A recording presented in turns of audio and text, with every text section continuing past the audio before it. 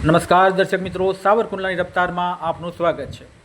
આપ જ્યાં બે વ્યક્તિઓને જોઈ રહ્યા છો તે બે વ્યક્તિઓએ સાવરકુંડલા મુસ્લિમ સમાજના અનેક લોકોને હજ ઉમરા કરવાના નામે લાખો રૂપિયાનો ચૂનો લગાડ્યો હતો અને રમજાન માસની અંદર આ વ્યક્તિઓએ ધાર્મિક ભાવનાઓને ઠેસ પહોંચાડી હતી અને તેને અનુસંધાને સાવરકુંડલા ટાઉન પોલીસ સ્ટેશનની અંદર સાવરકુંડલાના રહેવાસી આસિફ ચૌહાણ દ્વારા આ મુંબઈના બંને વ્યક્તિઓ સામે ધોરણસરની ફરિયાદ નોંધવામાં આવેલ।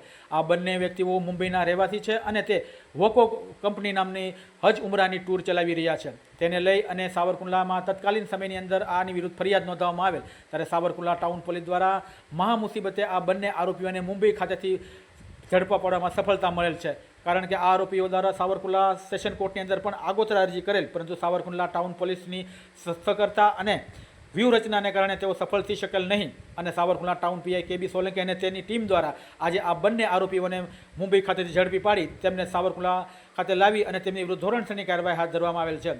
પકડાયેલા આરોપીઓમાં જાહિદ ઇશ્તિયાક અહેમદ તેમજ અમજદ ઇશ્તિયાક અહેમદ રહેવાસી મુંબઈ હોવાના જાણવા મળી રહ્યું છે। આ બંને ઇસમો દ્વારા ભૂતકાળની અંદર પણ આ હજ ઉમરા અને ટૂરના નામે અનેક લોકો સાથે છેતરપિંડી કરી હોવાની પણ બાતમી અને અહેવાલો મળી રહ્યા છે। ત્યારે સાવરકુંડલા ટાઉન પોલીસ દ્વારા આ બંને આરોપીને ઝડપી પાડતા સાવરકુંડલા મુસ્લિમ સમાજના લોકો દ્વારા કે.બી. સોલંકી અને તેની ટીમને ખૂબ ખૂબ અભિનંદન પાઠવી રહ્યા છે। અત્રે ઉલ્લેખનીય છે કે આ બંને આરોપીઓ હજ ઉમરાના નામે પવિત્ર રમજાન માસની અંદર મુસ્લિમ સમાજના લોકો સાથે લાખો રૂપિયાની છેતરપિંડી કરી હતી અને તેને અનુસંધાને આ ફરિયાદ નોંધવામાં આવી હતી। ત્યારે સાવરકુંડલા ટાઉન પોલીસ દ્વારા આ બંને આરોપીઓને મુંબઈ ખાતે ઝડપી પાડી તેમની વિરુદ્ધ ધોરણસરની કાર્યવાહી હાથ ધરવામાં આવેલ છે। Bureau report, Savarkundla રફતાર।